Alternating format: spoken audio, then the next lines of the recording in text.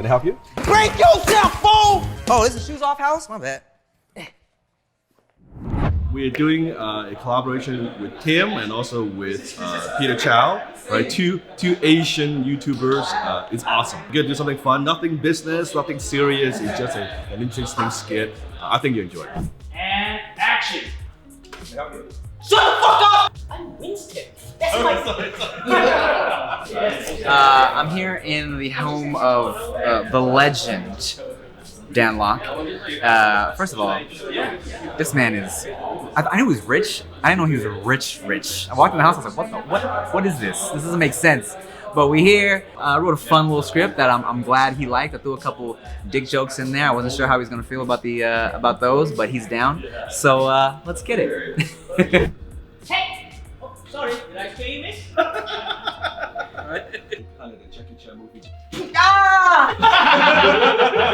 gotta get into it, it's fun. It's different, right? It's different. I am at Dan Lok's mansion to shoot a really funny skit with Timothy De La Ghetto. I play a butler. It's gonna be a quick cameo, but I think this is the beginning of many things to come that you're gonna see with Dan Lok and Peter Chow. Two Asian legends in one place.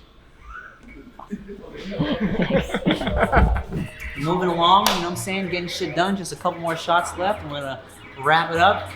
Good time. Dan's killing it. Got some good chips on set. Got some good ketchup chips. You know, we don't have those in the United States of America. What? No deal? No deal. What the fuck's down there? What's going on? Sour cream and onions. That's it? That's it. Playing some video games, getting it done. Wow, sure is a pretty house you got here, sir. Just do it. I say don't fuck with Dan Lok.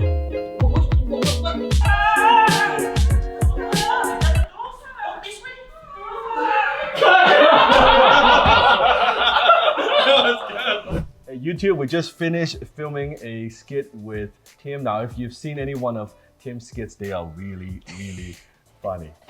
No wonder you have almost 4 million subscribers now. Yeah, thanks, man. Yeah, I hey, love your work. You killed it, bro. You did good. I try my best, man. Yeah, man. It is not easy. It is not easy. I can appreciate how much work now goes into making a like just one video, right? Hey, this is an action star right here. Future action star. Oh, we got some actions in it. Yeah, Make sure you watch that. He got real violent, but you know, it'll be good. But it'll be good. You'll love it. But it's so excited because I always want to bring on different talents, and maybe you've seen Tim's skit on YouTube. Like you see the funny, the comedy, but I want to talk about like the talent, the person. Sure. Behind the channel. How did you even get into YouTube?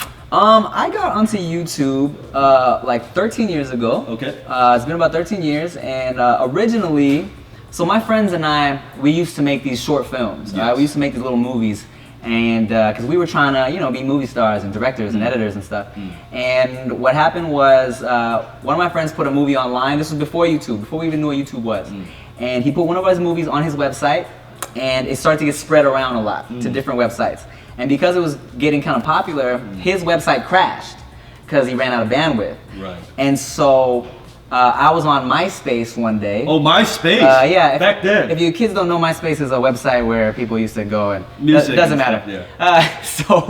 It was huge back then. Yeah. So someone posted a bulletin, and it was like, look at these white girls dancing to Laffy Taffy, some song, right? I was like, okay, cool. Let me watch this video. And I thought, okay, this is funny, but at the same time, I'd never seen a website that lets you put whatever video you want, you know, and they would give you the code to put and share, whatever. Right. So I just hit my boy, and I was like, hey man, we should put our movies on here so you don't have to worry about bandwidth. Yeah, bandwidth and all that, exactly. So he's like, okay, cool. He started putting our movies on there, and then just to mess around, have fun, I started making little stupid videos. Like I would rap, and I would do like just funny videos just to make my MySpace friends laugh, you know. And then but since I wasn't there weren't a lot of people putting videos up back then, I started to hit like the little most viewed lists. So then I was getting comments, and I was getting a lot of people. Early adapter. Way early, because there wasn't really, you know, there was no like, there weren't personalities there yet. It was just kind of people uploading like videos of their cat and random stuff, you know? Yes, I remember that. Right, so I started putting up stuff, and I realized, okay, this might be a good way to get my own face out there, because, you know, I had an agent, I was trying to do the traditional auditions and stuff like that, but really nothing was happening for me back then. So I was like, let me just try and maybe put my own face out there, see what happens. Yes. And then what I started like realizing, you know, since there weren't a lot of, like especially in the Asian community, right? It's like we're not used to seeing like Asian rappers, Asian comedians on traditional TV or movies. So then I think a lot of that audience was drawn to me on YouTube. They're like, oh, finally I'm seeing a Asian dude I can relate to who's like doing music, doing whatever. And so not only was I beginning to build like an Asian fan base, but also a fan base of people who are like, oh shit, I've never seen an Asian guy rapping before. This is weird. I've never seen an Asian guy. It's kind of fun. It's cool, right? Yeah. So that's why I got on originally, just because I was trying to make movies to just make my friends laugh, and then I thought this might be a good tool to use to just kind of get my own face. How long it took you to get some what you consider some traction on YouTube? Was it like first year was easy, or how long it took to get your first 100,000 subscribers? I mean, it definitely took a while, because I remember at one point. My original account I ever made, someone guessed my password and deleted all my videos. What the fuck? Yeah. Well, I was stupid because my first account was called Funky Fresh, right? Yeah. And my password was Funky. So somebody, I guess, was just messing around, got into my shit, deleted all my videos. And I remember making a video feeling sad, like, man, I had 500 subscribers. Ah, man, this sucks, being really upset. So it definitely, it took a while, to get to a point where, I mean, I was on it for years before I even made any money on it. Back in the day, there wasn't even a way to monetize your videos. Like Essence or... Yeah, there was no way to make money back then. It was just kind of, you were putting up videos just because you wanted to put up videos. Because it's just your passion, your hobby. Yeah, It's what you want to do, right? Like I just thought, kind of the same way like, people put up like pictures on Instagram, you're not monetizing that unless like, a brand hits you up to pay you. But back then it was like, I'm just gonna put up videos because I want to put up videos. Correct. And so I was doing it for years, I was still working at the mall and stuff, just putting up videos, slowly gaining an audience, What advice would you have for people? Like attracting a brand and also working with a brand. Okay. In terms of attracting a brand, because I work with a lot of brands too, and I make sure. Well, for one, I make sure they know I'm down. I put it out there. I'm like, hey guys, sponsor me. Sometimes you gotta tell people. If you are looking for sponsors, you can't just say, oh, I don't want to talk about. I'm looking for a sponsorship. You gotta tell them, hey, I'm looking for sponsorship. Yeah, I put it into the atmosphere, almost like I'm like that girl that's like, oh, I'm single. That's what I do for brands. I'm like, I want money. You know what I'm saying? Let me know. Because otherwise, it'll be like high school where you have the beautiful girl. Everybody thinks she's like so popular, but no one actually asks out her on a date. Exactly. That kind of thing, right? So I like to put it out there. I've even gone as far as like.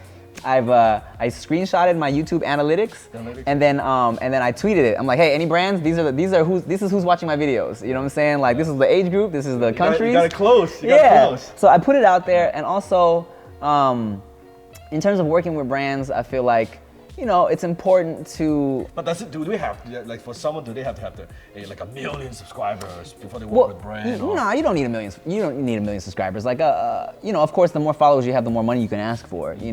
But I think brands are so willing nowadays to work with influencers. Yeah, exactly. So they're down to, if you have like good engagement and they see that that you can potentially, help them out. It's a good fit for the brand. Right? Yeah, as long as it's a good fit, right? So I just try to make sure like not only I try to be easy to work with, but also I try to be firm in the things I don't want to do either, because brands can be I hate a brand that they won't look at my content, they only see the numbers, because sometimes they'll see the numbers and that's the only thing they think of, right? So they won't look at what I do. They have a bunch of like just horrible ideas for me, or they'll try to make me do something that's completely opposite of what I normally do.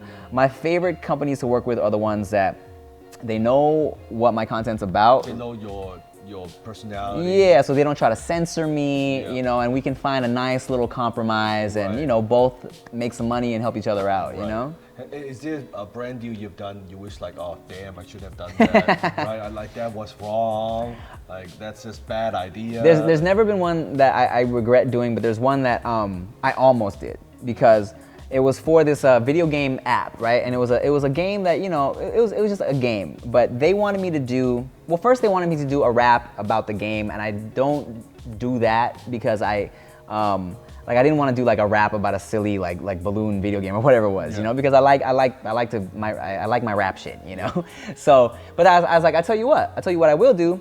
I take my rap seriously, but I'll do a funny R&B song for you guys. And they were like, okay, yeah, that works. So I wrote a really funny but kind of dirty song, right? Because that's my brand, and I thought this is how I can make this like song work without being corny, you know?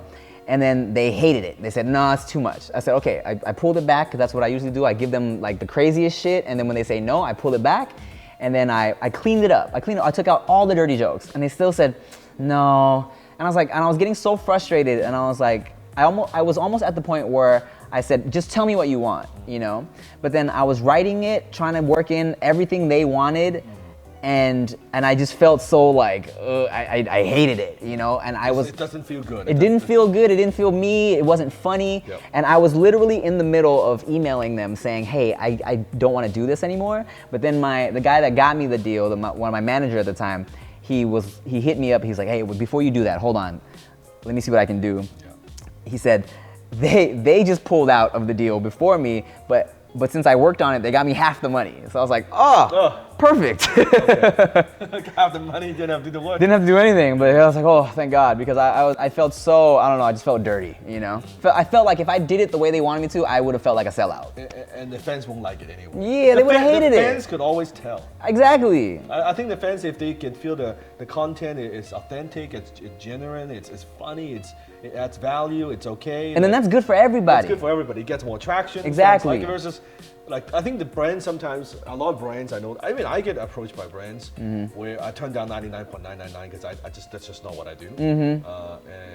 But I just find that sometimes they don't even. It's like they haven't even watched your content. Exactly. It's just like, hey, they're sending these like cold emails. Hey, let's do something. Like it doesn't work that way. Right?